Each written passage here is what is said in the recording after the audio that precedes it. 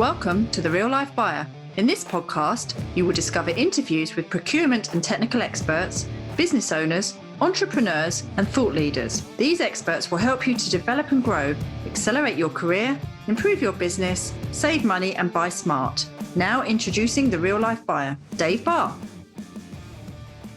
Hello, and welcome to The Real Life Buyer. Today, I'm excited to introduce you to Ken Attard from the sunny Isle of Malta.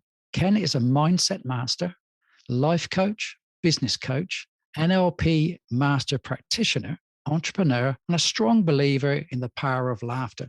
Ken has developed and launched a Facebook group called Mindset Malta that is focused on the support and development of entrepreneurs, new and seasoned. He has also developed the ARC method, a process to help you to shift your thinking. Today, we're going to discuss mindset, the ARC method, and perhaps a few other things as well. So without further ado, I'm delighted to welcome Ken onto the podcast. Hey, Dave, how you doing? It's great to be here. And what an introduction. You introduced me as a mindset master. That scares me. I have great faith in your abilities. Oh my God, the weight on my shoulders, Dave. It's all in the mind, Ken. Don't worry. It's all in the mind. Lovely. Good. Glad we can start with some laughter, like you said. Absolutely. So, once again, thank you for joining for me today. Obviously, taking some time out. Perhaps you could help the listeners know a little bit more about yourself and walk us through some of the highlights of your life journey that have culminated into what you offer to others today. Sure. Absolutely. Okay. Really cool question. Well, I speak with this accent because I was born in Canada, although I am on the island of Malta. My parents are both Maltese. And after 16 years in Canada, my parents decided, I think it was my dad more than anything, decided, I really do not want to be shoveling any more snow and I want to go live where the sun shines 300 days a year. So lo and behold, at the age of 14, I found myself here in Malta. And basically, to make a long story short, I guess, it's a fairly long story, but I found myself in Malta and it was interesting because when I look back now and to coincide it with mindset and what I'm all about is about, entrepreneurs learning how they can adapt, how they can shift, how they can pivot their mindset. I think about, I was in Canada, I was an avid hockey player, ice hockey player, to be clear for those who might not be so familiar. And all of a sudden I found myself on an island that has no ice. And I was like, okay, I look back now and I go, you did some good adapting and good pivoting then. I mean, that was amazing. Not that I had wonderful experiences here. We used to come back for vacation every couple of years. And I had some great times during those vacations. So in my mind as a 14-year-old, I think I thought, you know what, I'm going on a permanent vacation here. I look back and I go, I really didn't give my parents much, upheaval or anything. Well, why are we going? And I just went along with it, really. Again, more interesting lessons, and we can combine that later on as well. And while I was here in Malta, I had to make some shifts, without a doubt. I'd say education was a big thing for me, was one of the biggest changes for me.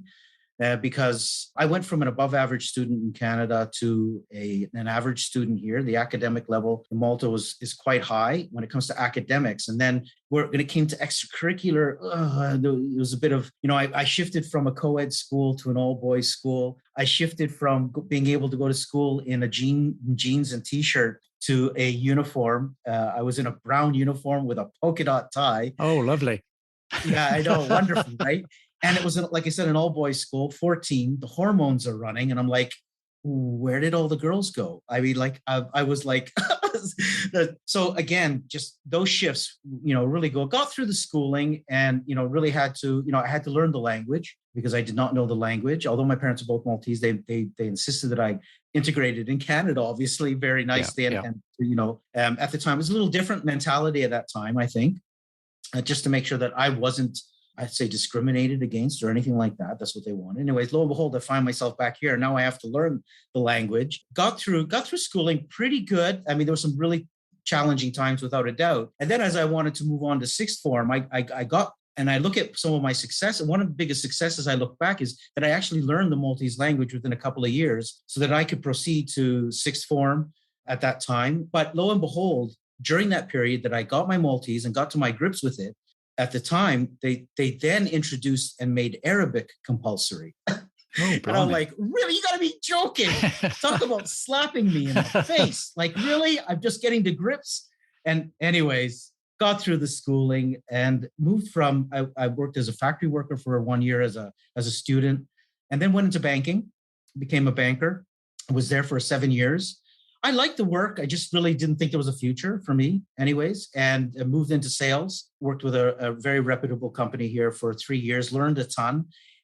But again, I just felt like I wanted more. I wanted something that was more, that was my own. And an opportunity came where I moved into a company. It wasn't my own business, but I had much more of a role where I could make some decisions, and then moved into a director and was with this company for a while until 2000, when I decided completely to move out completely on my own, opened a retail shop, a souvenir shop, lo and behold, in Malta. Makes a lot of sense. We depend a lot on tourism. Yeah. And that was in 2000. And that was one of the pivotal times in my life, 1996, year 2000, because I definitely moved out on my own as an entrepreneur. Lo and behold, 2001, not the greatest thing in the world, but we had the Twin Towers incidents. That's 20 years ago. Yeah. And there was another shift there, because then travel, took a little bit of a dive then, and things started to shift. And from a shop that was moving very, very well, I was really pleased in the first year, I started to see some shifts. So again, I had to make some adjustments. In the meantime, though, I opened a couple of more shops, went through some really good times, but then things did take a downturn where ultimately in 2006, I ended up closing. I had 3 shops. I ended up closing all 3 shops. That was a challenging time at that time. And I, as any entrepreneur can understand, sometimes, we hold on to stuff too long, and you just start bleeding more rather than solving things. You have this anticipation that things are going to solve themselves, but they just didn't. Now, in between there, this is what's important. So in between there, around 2005, I was looking into network marketing, or multi-level marketing, as many people know. And that's where I literally got introduced to personal development, because I started to, and I think it happens to quite a few people that in network marketing, somehow personal development is a strong part of it. And that's how a lot of people do get introduced to it. But I was blown away when I started listening to speakers. I was reading all kinds of books and listening to CDs at the time, because we still had CDs. Yeah. And I got so intrigued by personal development. And I got so intrigued by the fact that I had some control there. I could have some control. And I say control, for those who are listening, in inverted commas, over my life. And I was blown away to the point I was like, how come they don't teach us any of this in school? Absolutely. I was like, they just don't teach us this stuff in school. And I said, you know what? I want to be able to let more and more people know about this. And because of the nature of network marketing at the time, I was in front of groups of people, sometimes 40, 50 people a week in my office, I remember, and sometimes in front of 300, 400 people. And I enjoyed the speaking. I had no problem being in front of crowds and anything like that. And I was learning, and I was enthusiastic about teaching people. And I just carried on. Over the years, I've carried on. And that has been a significant player in my life, because through the challenges, because we do have, entrepreneurs will face challenges from time to time. And I will never deny that. Yet, because of the way I had shifted my mind and the way I was thinking, although I was going through challenges, it was helping me get through those challenges much smoother, much easier. I'm not saying there weren't big pivotal moments. There definitely were. Yet, because I was understanding how my mind works and how I have some control over that, it helped me get through. And basically, I continued on. In between there as well, I had a promotional merchandise business, which I still have till this day. And I just carried on with learning about personal development, got my NLP certification again, which is one tool, and it's amazing how so many people have this negative connotation of neuro-linguistic programming. It's one tool that I use, and it's an amazing tool because I can help people get results very quickly. A lot of people like to associate NLP with, if you want to call it, manipulation. Yeah. Unfortunately, because ultimately, I'm more than willing to help manipulate you if I know it's for your higher good, if it's for your best, if it's to install a really good belief in you so that you can move forward. Absolutely. And like anything else, people can use it in a really good way. People could use it in maybe not such a good way. I've been taught in a way that I will only use it for the good of someone, without a doubt. And there's many aspects to it as well. It's not just about that. But, I've carried on working with people, individuals, and up to a certain extent, I remained somewhat in the background, if you'd like, in the sense I wasn't really, let's say, marketing myself. It's mostly by referral here and there. But in 2019, at the end of 2019, so let's bring this all up to speed, I made a decision. I said, you know what? I really want to start getting out there more. And that's where I decided to create Mindset Malta, and just start to post some videos on a Facebook page with a message. Was very, very generic. Fast forward a tiny bit, 2020, we all know basically what happened. If someone's listening to this 20 years on, in 2020, there was this thing called a pandemic, which I really don't like to talk about a lot, but just to put everything into context. And I said, you know what? I said, now's the time for me to really get out there. I said, for a number of reasons. I said, one, at the time, my promotional merchandise business obviously took a dip, without a doubt. I mean, the last thing a business wants to talk to you about is like, me phoning up and saying, hey, would you like to do some pens to give away to your clients? It's like, I really want to hold on to my employees right now. I need the cash flow for that. So totally understandable. But what came to light for me was I never want to be in a position where something outside of me stops my business. And I said, you know what? I really want to get out there with my message in the mindset world. And I decided to work with entrepreneurs for a specific reason. I'm an entrepreneur myself, so I have that experience, been an entrepreneur for over 20 years. And also because I really wanted to shatter some of the beliefs that are out there when it comes to entrepreneurs, such as one of the main beliefs is that an entrepreneur needs to live a life that is continuous sacrifice, a continuous struggle, and continuous suffering. I don't know. I really don't know who decided that. I'm not sure who decided that. But what I've noticed over the years, attending events, reading books, listening to podcasts, listening to CD, all these, we tend to hear this all the time. Like, and we praise that entrepreneur who struggled and then finally make it, which is great. I'm not taking anything away from that, because having a certain amount of determination, a certain amount of persistence is absolutely, I'd say, a big bonus in your corner when you have those things. Yet you don't have to be suffering all the time. When I hear someone say, oh, if you're going to become an entrepreneur, be ready to sacrifice your family and not be able to spend time with your family. Now, I get what the person means and I get the intention that they have, but it doesn't have to be that way. We started off with a great laugh, and this is what I believe business is all about. And not just business, because it intertwines with your life. Let's face it, it's a part of your life. And so many entrepreneurs, they start off their business wanting to, they think they have a great product. They believe in their product. They want to present it to the world or to their market or wherever that is, so that they can have the income that they believe they truly deserve, that they can do something that they love doing. And ultimately, like anybody in the world, they want their freedom. They want to be happy and they want to have their freedom. So why would I get involved in something that is going to be a continuous sacrifice, struggling, and suffering? And the only reason that happens is it's been ingrained. It's been ingrained from early on, whether you've studied whatever it is, that yes, that's the way it is. You got to suffer. You got to struggle. You got to sacrifice. Absolutely. You can change that. You can actually have fun. You can actually be fulfilled. You can be inspired. And this is what inspired me to actually want to work with entrepreneurs. In fact, after Mindset Malta, Facebook, just so that it's clear for the listeners as well, I created another Facebook group page, which is called Mindset Malta, Become a Successful Entrepreneur and Still Have Time Freedom, which is specifically for entrepreneurs, so that I just create a community of entrepreneurs. I offer information there. I offer my, let's say, knowledge when it comes to mindset. I do some lives, and creating that network there, entrepreneurs can get to know other entrepreneurs, and just create the ideas to create a community of entrepreneurs. So the span of the years, and in a nutshell, this is where it's brought me. And through all of those, there's been tons of, like I said, 2000 was a significant year, 2001, 2005, 2010 was a significant year for me on a personal level, where I had a lot of people, so they understand I am human. I had challenges within my marriage. So my marriage broke down at that time. I was working very long hours. I was on, I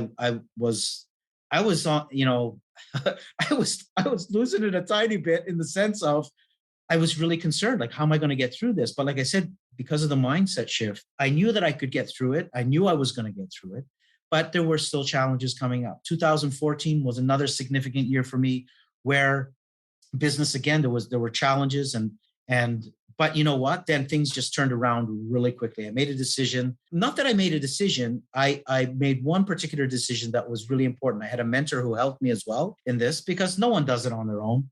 I mean, if there are people out there who think that they're going to do things completely on their own, you can. But I can guarantee you it's just going to take you a lot longer. And I had someone, and I'll keep this in mind forever, one of my first mentors. She's actually my cousin. And, it was about being honest with yourself and looking at your stuff. So many people, so many entrepreneurs are not willing to look at they have a pile of manure in front of them, and they're candy coating it. And they're looking at it and they're saying it's candy, but it's not. It's a pile of manure coated in candy. And you have to be honest with yourself and say, okay, listen, I need to look at this, and I need to start shoveling this.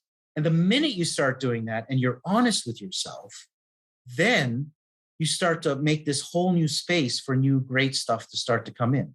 You be honest with yourself, you decide what direction you're going to go in, and then you do what it takes to get to where you want to go to.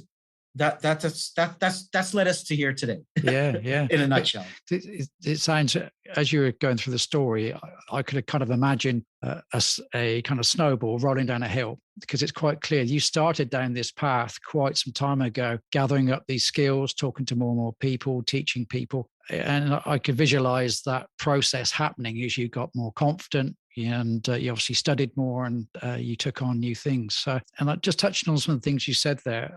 Absolutely. I watch a lot of motivational videos, read a lot of books, and you definitely see time and time again, quotes say, do the work, sacrifice, grind things out. Work now for a better tomorrow, basically. So you're sacrificing today for tomorrow. And I can understand that. I'm reading a book by David Goggins at the moment, Can't Hurt Me, the Navy SEAL. And he puts himself through hell virtually day in, day out to succeed. And, those are the things that you basically touched on throughout all that. So, but you offer a masterclass, and I understand it's a free masterclass as well. And if I just pick up, I've just got it here, that the quote from that is: eliminate frustration, know how to adapt, feel energized, create more free time, which you mentioned, and increase your profitability. So can you talk about what are the key topics that you focus on in there, just so people get a sense of what they would stumble across if they went through that masterclass? Absolutely. Well, one of the first things that I talk about in there, and this is a really major one in there, is I think I go through 7 secrets in there, if I'm not mistaken. But one of the major ones in there is that, again, one of the things that entrepreneurs are taught over the years is that they have to go. Like you said, go to the grind. You have to keep going, because if you don't keep going, someone else is going to be going, and they're going to take that piece of the pie that you didn't get to in time, and they're going to take that away from you. And I understand the action part. That's another thing that you'll hear over and over again at any entrepreneurial event, in any entrepreneurial book, whatever it is you got to take action. And again, not denying it. Absolutely, you do have to take action. Yet what I have discovered over the years is that there's a significant difference between action and inspired action. And there's a huge difference, because I speak to people sometimes, and I know people, for instance, who are always busy, and in all honesty, sometimes busy doing nothing. Yeah, they're just busy, right? Let's get together for a quick chat or a coffee. Like, I can't, man, I'm busy. So let's schedule it. When can we meet? Sometime in December. We're in October, man. Like we're in September, December. You don't have an hour. You don't have 1 hour somewhere, 30 minutes somewhere where we can maybe meet. You're that busy. And that's interesting, because again, it boils down to beliefs, really and truly, in the sense that, if you've been taught that for you to, let's say, feel good about yourself, you always have to be doing something. Yes. And the minute you stop, like you're just going to feel like horrible. Like, well, I'm lazy. I'm just this lazy guy. Like I want. Yeah. But one of the first things that I teach entrepreneurs who are like this, who are going, is I tell them, you're going to want to stop. You're going to want to stop. And they're like, stop? What do you mean stop? How can I stop? And I'm like, yeah, stop. It's something called quiet time. And I say to them, the fact that you make a decision to stop is an action in of itself. It's an action. It's an action to stop.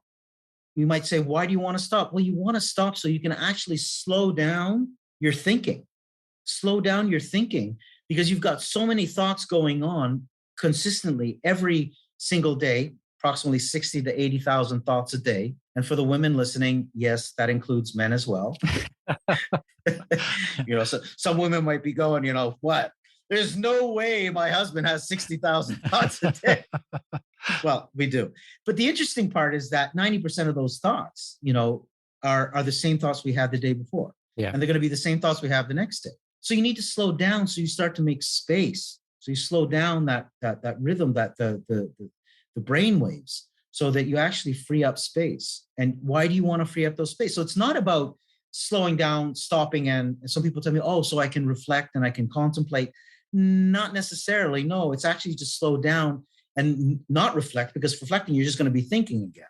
It's actually to slow down your thinking process completely and just stay quiet and just come back. And again, these are things I get into, is to come back to this present moment, because all of the thoughts you're having are either thoughts of the past or thoughts going into the future. What am I going to be doing tomorrow? What am I going to do after? What if I don't do this? What if I don't finish this? And what if this doesn't happen? What if I don't have enough funds to pay for this? And in the past, this happened to me and I don't want that to happen again. And we're just going all over the place. Yeah. Yeah. And the fact of the matter is that we only have this present moment. As I speak to you, Dave, this is all I got, right? And I'd like to intertwine this very much with something I was listening to of Eckhart Tolle, I believe it was, not too long ago. And it was just a reminder of it, and he talks very much about the past and the future that are non-existent. It's just about the present moment. And a lot of people, they want to know about their purpose. There are people who, oh, what's my purpose in life? I haven't found my purpose. And sometimes they can get really lost in those things. And what I say is that, you only have this moment. If you can understand that you only have this moment. So if you look at it this way and say, okay, so right now I say my purpose right now is to have this conversation with Dave and the listeners listening. That's my sole purpose in life right now. Afterwards, wherever I go, whatever I'm going to be doing, that will be my purpose. And it ties in nicely with something else I talk about in that masterclass as well, is focus, is what you focus on. What are you focusing on in your business? Are you focusing on all the things that don't work and getting lost in all of the things that don't work? Or are you focused on looking at the things that do work, making them work better, and still looking at the things that don't work and improving on them, but your main focus is on the things that work? It's which a lot of people don't understand and entrepreneurs don't understand, is that, where your focus goes, that's where your energy is going to flow. And the more I look at the things that don't work, the more I create more things that don't work. So if I have, in my business, if I have 9 things out of 10 that are working very smoothly, but I have one thing that is not functioning well, and I give all my attention, all my focus to that one thing that's not functioning well, it's going to start to affect all the 9 things that were working well, and they will start to shift and not work well. And the flip side is the other way as well. If I have 9 things not working well, but one thing working very well, and I focus on that one thing working well, the other 9 will start to shift as well. So focus is absolutely vital, because a lot of entrepreneurs, like I said, are looking at, what's not working only, when they have a lot of stuff that a lot of stuff that is working. Yeah. Yeah. But they get so lost in the everyday tasks and all that stuff. Yeah. Now, ultimately, because of the inspired action, when you start to take inspired action, so let me give an example that I think a lot of people can sort of like associate with, is like, because it happens naturally sometimes. You go to take a shower and you're in the shower and you're just really enjoying the shower, and boom, a really great idea pops up. Why? Because your only focus in that moment was just having a shower, and you weren't, all your thoughts were sort of like dissipated. You really didn't. And then a great thought pops in. Well, this is the same thing why I emphasize that it's important to take that quiet time, because as you take that quiet time, that's where you are going to get your inspiration. And now, instead of having to contact 100 clients to maybe have 3 clients that are interested, you're contacting 5 clients and having 3 interested, which is ultimately going to save you a ton of time. And that time is now, going to be available for you to maybe do certain things that, like take care of your health, like enjoy your family, have your own personal time for yourself. Maybe some stuff that you used to love doing and you no longer do because all your time is spent in your business. I like to say, are you living for your business, or are you in the business of living? Yeah. So if I tease a few things out, then some of the things that come to my mind are quality, not quantity. Absolutely. The overwhelm from multitasking, the need to feel that you're being very effective, and you're better off focusing on a few things and doing them well and achieving them, those results, putting other things aside and then moving on to the next thing. So avoid all those superfluous distractions that we love to fill our time with, basically, and only focus on the 3 most important things, let's say, and plan out your day a little bit with structure. That's absolutely effective, without a doubt. So you say, listen, I definitely want to get these done today. And also, and again, what I would really highly suggest is that you make it a point to actually have that quiet time every single day. Every single day. So that could be 10 minutes of meditation or relaxation. You could even start off with 1 minute. Yeah. You could even, something that I suggest is that you start off with 1 minute, because it's practice like anything else. So let me make this very clear. You're not just going to, decide to stay quiet and no thoughts are going to come in, because they're going to come in. Yeah. You just say hello to them and you say goodbye to them, and you just practice and just stay quiet. It's just something that someone can take home with them today is you could just be in a room where, if there happens to be sort of like an AC or a noise, some sort of white noise, you could just focus on that white noise. Or you could just focus on your breathing. So you're breathing in, you're breathing out, and just focus on your breathing. Do it for 1 minute, no problem. And then tomorrow, next day, say, listen, I'm going to do it for 2 minutes. If you do that incrementally for 15 days, you'll be up to 15 minutes, which is already going to be a significant improvement. And believe it or not, I had done the calculations, but I believe if you were to do 15 minutes a day, which are sort of like, that's your time. And when I say quiet time, that means you're on your own, no kids, no wife, no husband, no internet going on, no notifications coming. It's completely quiet, completely on your own. So you have no distractions, because people are very distracted, like you said. But 15 minutes, believe it or not, 15 minutes a day, if you add that up over a year, I believe that will work out to about a 2-week vacation, if I'm not mistaken. It'll work out to about 2 weeks. Yeah. But you're just taking it every single day. Whereas many people, they talk about, working hard and then playing hard. So you work all year hard, so for 2 weeks, supposedly you're going to switch off and be revitalized. It doesn't work that way. It's not balanced. It's just not balanced. Yeah, it takes a week just to wind down, and then you start thinking about what are you going to go back to. So all the work that I'm going to have to do when I get back. Exactly. So you're obviously coaching quite a few people then, I guess. I believe it's said that a great coach doesn't give answers. Instead, they ask powerful questions to unlock and draw out a kind of a better way for their students to develop. Do you believe that's the case in your own practice? Do you spend a lot of time on questions? Well, there's a significant, so I designate myself as a mindset consultant, not a mindset coach. And there is a reason for that, is that a coach, like you're saying, more often than not, will not give you the answers. So coaching is a part of consulting. During my consultancy, there are times when I will give advice. I'll give what I believe the direction maybe, but I also will use questions to, let's say, to bring out, limiting beliefs.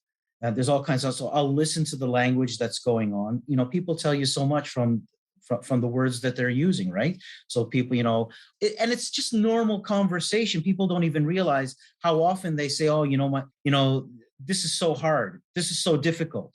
Well, as you're using those words, you're reinforcing that belief.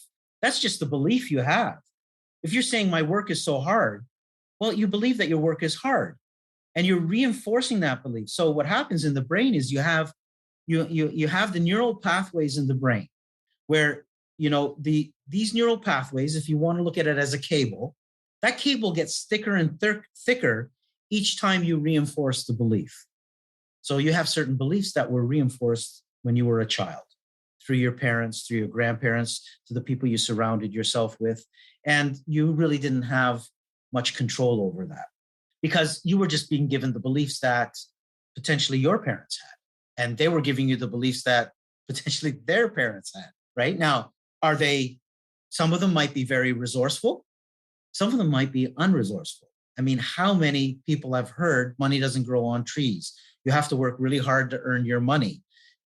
These are all just beliefs that have been, either taken on and now they're there and you need to shift them. You need to change them. And the only way to change them, or one of the easiest ways to change it, is to go into that quiet time. So you go into the subconscious and you can start to change those beliefs. So without a doubt, I do ask questions to clients. Absolutely. It just really depends on where they're at. And sometimes they come up with questions and they'll ask questions themselves. And then I might reply with a question. I might reply with a clear out, straight up answer, right?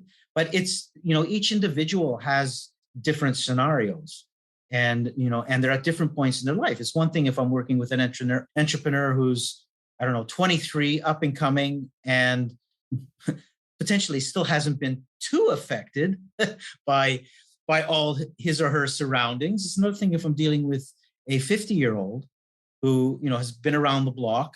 There are certain ingrained beliefs that could be potentially holding them back. We need to unlearn some stuff and relearn some new stuff to dissipate. So basically we create new neural pathways, looking at options, understanding a well-formed goal, understanding the difference between being and doing. And so I do get into some of the what people might call esoteric stuff because it's mindset. Your mind, this is another thing that people do not realize. Your mind is not your brain. Your mind is far bigger than that. Like it's all around. Your mind is all around. Your brain is just is what we use, but your mind it's everywhere. It's all encompassing. And ultimately, this is what you want to tap into is if we can go there, a frequency that is much bigger than you, where everything you want already is. And when you can tap into that, then that's when things start to become much easier because you don't even have to go after things. They start to come to you, believe it or not. Yeah, just thinking that I think we have a tendency to focus on the negative aspects of life. When you're with the people that are obviously in a job, they tend to talk about things that are wrong necessarily than perhaps what is going well. And so because we've got that negative thoughts in our head, we continually almost drag ourselves down. And you've done a video called Leaving the Garbage Behind, I believe, or certainly the subject matter. I remember doing that. Yeah. So how do people get rid of thinking about those negative things and start to focus more on the positive so they attract more positive things into their life? I would say one of the easiest ways to do that, and I highly suggest this, one of the easiest ways to do that is start off your day with gratitude. Find things that you can be grateful for. And you would be surprised how much you can find. And in the sense, it could be, I'm going to call it simple, but it's not something simple. It's not so simple. You could be just grateful for the bed you had that you could lie in that night, for the sleep that you got, for the pillow that you have, for the fact that you can wake up and go to the bathroom and have a bathroom available, the fact that you can walk to your fridge and have food available to you, drink available to you, that you have running tap water, that you have potentially, for some people, it's a job. For some people, they have their business. They could be grateful for the family they have. They could be grateful for, there's so many things that you can find to be grateful for. And everyone's different. I understand everyone's going through but the minute you start off with gratitude, you've set the tone for the day. See, what a lot of people don't realize is once you start off with gratitude and you've set the tone for the day, you've told, now call it whatever you'd like to call it, okay? So some people will call it God. Some people will call it the divine. Some people will call it source. Some people will call it source energy. You can call it whatever you'd like. You can call it Bob. You can call it Bill. You can call it John. It really doesn't matter. And I tend to refrain from using, for instance, God, for the simple reason that people have their perception of God. So they automatically are creating the story right away because they have a perception of it. So let's just say there's something much bigger than you that is holding everything together and making sure that everything is going to work out for you. Now, if I start off the day with gratitude, I like to look at it like this. I have now told the divine that I'm grateful. And you've tapped into, let's say, the frequency of gratitude. The only thing that you can receive back is things to be grateful for now, because now you've opened the door to be grateful. And the divine goes, oh, look, Dave's being very grateful. Let me give him some more things to be grateful for. I'm simplifying it very simply, but it's really, this is the essence of it. But if I wake up in the morning and the first thing I'm thinking about are all the things that I hate about my business, all the things that I need to do, and what a long day this is going to be, and now I got to go through the traffic, and now I got to do this, and I got to do that. What are you telling the universe? It's no different than tuning into a radio station. If you tune into 89.7, you can't hear the music of 88.7. So if you tap in, you can't tap into Complain FM and expect to receive Gratitude FM. You can't. So you have to learn. And one of the easiest ways, like I said, is just wake up in the morning, first thing in the morning. You could just be lying in bed. You haven't even got out of bed yet. And you could just be, thankful for that sleep last night. Thankful for whatever it is you want to be grateful for. And that is a very easy way. Again, practice every single day, because with repetition, that's how you learn, and that's how you create that habit, and that's how you just continuously, and you'll find yourself doing it during the day too then. Yeah. Quite often you'll see somebody and say, hey, you got out the wrong side of bed today. And that's all about how they got out of bed, and they started thinking about life, and they come downstairs and they're grumpy. So how do you think the rest of the day is going to be if you come downstairs grumpy? Yeah, I quite agree. Absolutely. You're just setting the tone for the day without a doubt. Yeah. So let's talk in detail about the ARC method. So do you want to explain what the ARC method is? I'm sure we've touched on it in a lot of different ways. We have in a certain extent, we have. So I chose the ARC method. I use the word ARC simply because an ARC is a very, very strong structure when it comes to architecture. It's one of the strongest. I believe it's the second after a pyramid. So it's a very strong foundation. And the ARC method is a very strong foundation for your mindset. And basically, the ARC method is made up of 5 different pillars. The first pillar is awareness. And essentially, this is what we potentially could be doing right now for a lot of people, in the sense that if you've never understood that you have a thought process that goes on, and we haven't even gone into like the process of the thinking and how that works. But if you don't even understand that, very simply, that your thinking, the way you think, your mindset affects the results and the experiences that you're having in your life. So the results and the experiences in your life are a byproduct of the way you think. If you've never known about that, you just don't know. It's not your fault. I'm letting you off the hook. It's not your fault. What you don't know, you don't know. And what you do know, you do know. The thing is, what you do know, someone taught you. And they didn't necessarily teach you what is most beneficial for you. If someone taught you that the curtain behind me is red, you would think that that's red, but it's not. I'm just giving you another option and telling you, listen, that's black. Have you ever considered that might be black? So just creating awareness. So that's one of the first things that needs to happen is awareness. The second pillar is adapting, which essentially is change. Awareness is learning. and understanding that there are processes to the learning as well. You have different stages to the learning. So, adapting is change. Now, change, whether you like it or not, change is going to happen. I mentioned a number of dates where I had significant changes in my life. And I can guarantee you that each and every one if I spoke to each and every person listening here, they've all had changes happening, and changes will continue to happen.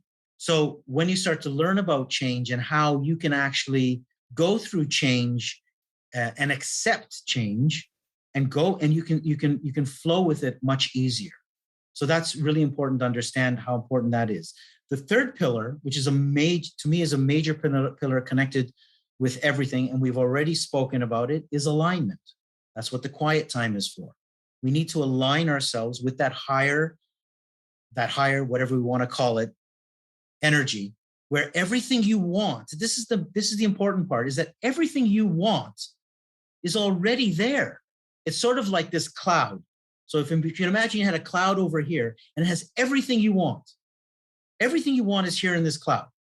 So, because the thing is this, when you think about what you don't want, so I don't want to have more debt, I don't want to, you automatically create what you do want.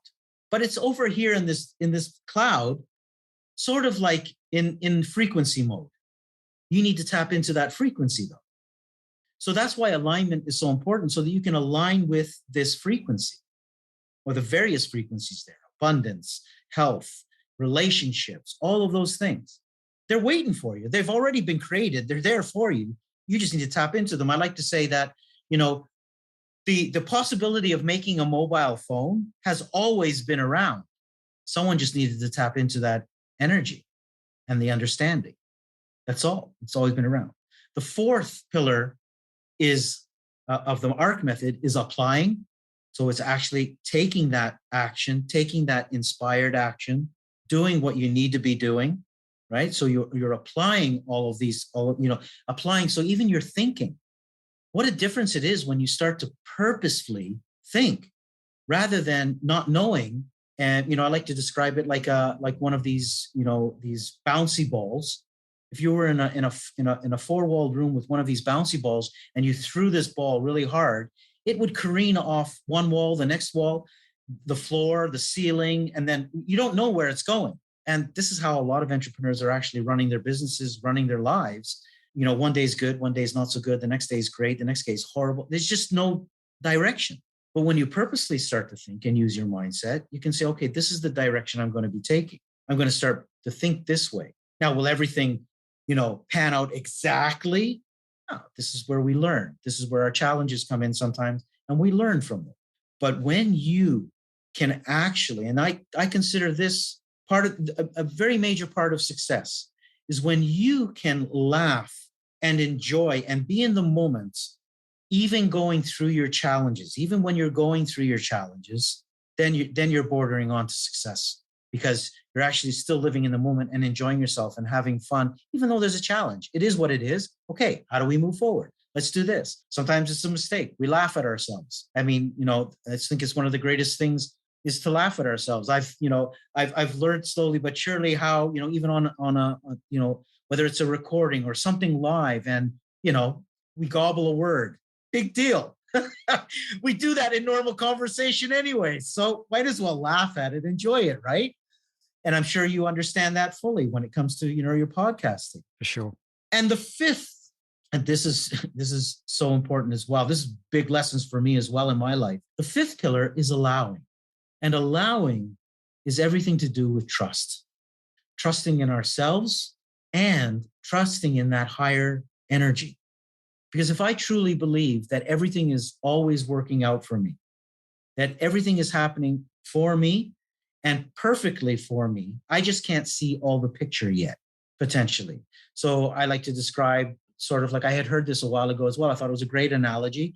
So if you have a 30-story building, you're on the first floor and someone's on the 30th floor, and you're leaving the building from the first floor and you're going to take the usual route you get. But the guy on the 30th floor is saying, hey, Ken, listen, don't take that normal route because there's traffic down the road. Take the long route because you'll get there quicker. But I'm going to insist and say, no, man, I've always taken this route. Like this is the shorter route.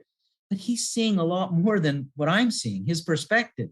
And if you truly trust the divine, and you start to trust yourself because you do have an inward guidance system that will guide you, you start to trust that, you essentially will never have anything to worry about. But again, it's practice. It takes time. Do you think that I never doubt myself? Absolutely. I'm still learning as well, just like everybody else. But now, when I'm thrown a curveball, I go, you know what? Okay, it's a curveball. It is what it is. Okay, what, and this is really important too, is so many people will look at other people and say, okay, what did they do to me to make this happen? I no longer do that. I look at myself now and I go, how did I make this happen?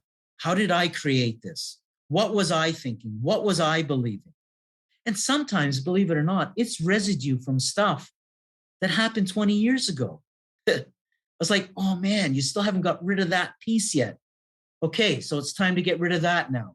So we take another step going, and we start to trust ourselves. And the amazing thing is this, is when you do start to trust yourself, it just gets so much easier because there's a weight lifted off your shoulders, right? There's a weight lifted off your shoulders. And I'm going to tell this to everybody who's listening here, this might be a hard pill to swallow. You're never going to get to the end. You're never going to get to the finish line because there's always a little more to do, a little more to understand, a little more to move towards. And that's why, as much of a cliche as it is, it's a journey. I know it's a cliche. I know people have heard this over and over and over again, but it is the truth. It's a journey. And that's why you want to live in the moment. You want to live in this moment now, because that's all you've got. And then you move on to the next one and the next one. What I said a minute ago, it's done. We're in a new moment. Yeah. And your moments will make up your lifetime. When things are going tough, I try and turn things around and say, well, what is this trying to teach me? Absolutely. So rather than looking at it as a punishment, it's a learning exercise. Absolutely. And when we learn from it, trusting we learn from it, and we have to be careful. That's why I get wary when someone would call me a master, because the minute you think you are a master or an expert, now I understand we're not using it in this way, but it is if someone really goes into that and says, oh, I'm the master, now learning stops, right? So and there's always more to learn. But if you say I've learned it, now you say, okay, well, I have no more to learn. And, the universe is very patient and will give you ample opportunities to prove yourself. Yeah. So a quick recap, almost like the 5 A's then. It's awareness, adapting, alignment, applying, and allowing them. The 5 Absolutely. Okay, fantastic. Okay, so tell me, what's the most significant obstacle that you've had to overcome, and how did you go about it? The most significant obstacle that I had to overcome. I would say, and I think I've mentioned this already, I would say there was a time when it felt like that anyways, and it was a period that I was going to really literally lose everything. I was losing relationships. I was losing my business. My health wasn't the greatest. And the significant turn, like I said before, was actually looking at my stuff. Actually looking at myself and say, okay, this is what it is, and accepting it and not beating myself up about it. Because if everything is working out perfectly, and I can trust that everything is going to work out perfectly, I don't need to beat myself up because I'm exactly where I'm meant to be. At that point in time, I was exactly where I was meant to be. Just like right now, I'm exactly where I'm meant to be. And just for those who are listening, you are exactly where you are meant to be right now. So then I didn't have to be hard on myself and go to, you should be ashamed of yourself. Now, there were moments. So like I said, I'm here. I want to be very realistic here. And when I say realistic, I'm going to say that this is the truth, authentic, that, there were moments when I doubted myself. There were moments when I felt, ashamed of myself. But they were, because of how I was learning with regards to mindset, they were brief moments. And I think that's the significant difference nowadays, is that There will be those challenging moments, but they become brief, and you pick up your energy very quickly. You don't need to stay there for 24 hours. You don't need to stay there for a week. You don't need to stay there for a month. Some people stay there for years because they just don't know. So I think the one of the biggest things was that I looked at my stuff and I said, okay, it's time. What do I need to be doing so that I get rid of this candy-coated pile of manure, right? Where do I want to go? And what do I need to be doing? And then and this is a big one, this is a really big one for anybody who wants results. Be consistent. That's all you got to do, is be consistent at your pace, but be consistent. I can guarantee you, if you look at any time in your life when you had success, and that's important to look at too, when you did have success. So I mentioned in the very beginning, I consider learning the Maltese language was a big success for me. I look at that, and I look at that with a certain element of, it makes me feel good. It makes me feel good. So now I'm in a good state. So whatever I'm going to be doing for after that, I'm going to be in a good state. Celebrate your successes, right? And decide what it is and where you want to go, and be honest with yourself. I think that was a major turnaround point for me, was that I was honest with myself and I said, okay, this is what it is. Okay, where do we want to go from here? I think that was the major turnaround for me. Brilliant. Well, I'll just see the time's marching on. So before I ask one final question, I'm sure everybody who's listening to this are rather intrigued about more of your knowledge and your teaching. So how would people follow you, get hold of you, learn about more of your work? Okay, so brilliant. So there's a couple of ways. I'd say I have created a program which is called the Inside Lane. And inside the inside lane, we use the ARC method without a doubt, and there's a lot more to that as well. So what I'd say is, if someone is and I'm just finalizing a webinar for that as well, that I'll be able to send people to. I just don't have that link yet, but I will, as soon as I have that. I'm expecting that in the next couple of weeks. I'll definitely get that to you. But what they can do is there's a couple of resources. There is the free masterclass, like you mentioned, which they can go to, which is at adaptandpivotnow.com. They also have the option, if they'd like to, I've created a free consumer educational guide on how to step into the magic of the entrepreneur now, which they can get at successfulentrepreneur.now.com. And alternatively, if someone is very intrigued about the Inside Lane program right now, they could send me an email on coachmenowken@gmail.com. And the last thing that I can offer as well is the Mindset Malta Facebook group page. It is a private Facebook group page for entrepreneurs. You can request to join there. So it's Mindset Malta, become a successful entrepreneur and still have time freedom. So you should be able to find that quite easily on Facebook. And if someone can request to join there, and there they can get, like I said, there's information there. I offer information, and there's posts, there's lives, and it's really like I like creating that community of entrepreneurs, so everybody can offer their opinions as well, and everybody is respected within that community. Excellent. Thank you for sharing that. And I think there's a few people that no doubt will be joining soon. I actually joined your group the other night. Fantastic. Absolutely brilliant. Looking forward to more of your work. So last question then. You've no doubt taught quite a few people. You've coached a lot of people. You've helped a lot of people. If you were a bit asked to reflect on a lot of those successes that people have had, if I said to you, please choose 2 successes that people have had, and can you share those inspirational stories? What would they be? 2 successes that people had. A number of years ago, I worked with an athlete. She was having some challenges when it came to mindset as well. And we worked together for a little while. We really didn't work together for a lot. But what we did do, though, she's actually remained a friend over the years as well. And she was going to compete in the Olympics, but not the Olympics. But it was for small nations games. And we worked together, and we just worked on basically her creating in her mind her best race. because you can, what people don't understand as well is that a lot of times there's, with every thought you have a picture or a movie associated. So if I ask you what's the color of your front door, you have to pull up a picture of your front door.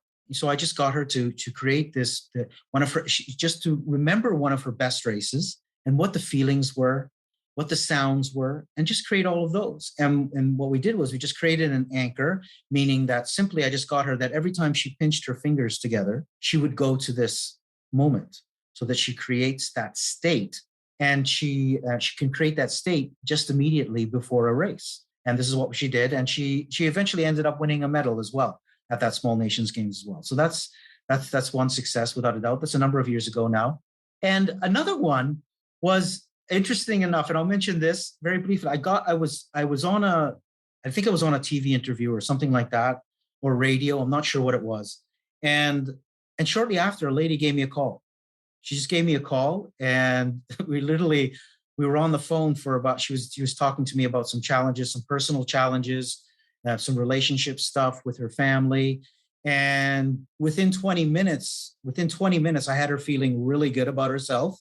And I just followed up with her a little while after, and she just remained in a really good state and had shifted those relationships as well. So those are just two examples that I can talk about right now as well. They're really rewarding then, that you've affected people in a really positive way.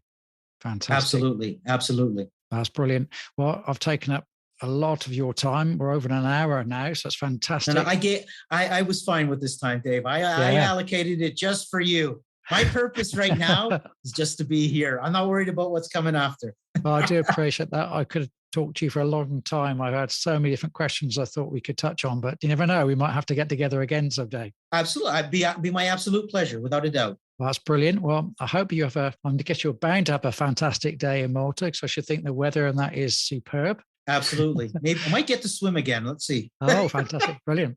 Okay. Well, I hope you'd have a great day and you have a lovely weekend. So we're just about to embark on the weekend. And thank you ever so much for your time and sharing your knowledge. My absolute pleasure. It's been an absolute pleasure. And I trust that the people that need to listen to this are going to listen to it and get what they need from it.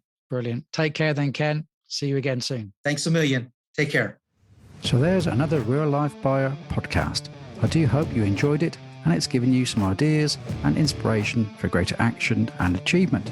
If you are a purchasing or a supply chain professional, business owner or director, come and join my Facebook group, the Purchasing and Supply Chain Community Hub, a safe place to engage with like-minded, friendly people. See you soon. Bye.